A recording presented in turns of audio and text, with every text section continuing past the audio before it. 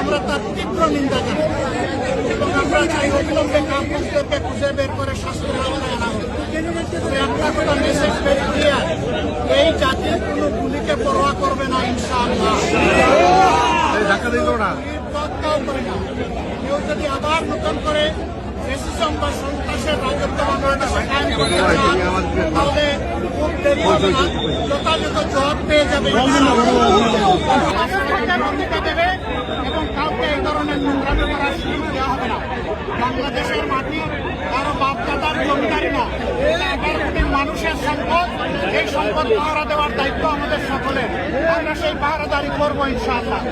আমরা এই সমস্ত হত্যা চেষ্টা যারা চালিয়েছে তাদেরকে অবিলম্বে খুঁজে বের করে শাস্তির আওতায় আনার জন্য সরকারের প্রতি আহ্বান জানাচ্ছি। সরকারের কোন ধরনের ঢিলামি এখানে বরদাস্ত করা হবে। সরকার যেন এই ব্যাপারে তৎপর থেকে নিজেদের দায়িত্ব পালন করতে পারে, আমরা তা দেখতে চাই। আবার রাজপথে আমাদের সকলের সাথে শরীক হতে পারে। আল্লাহ তাআলার দরবারে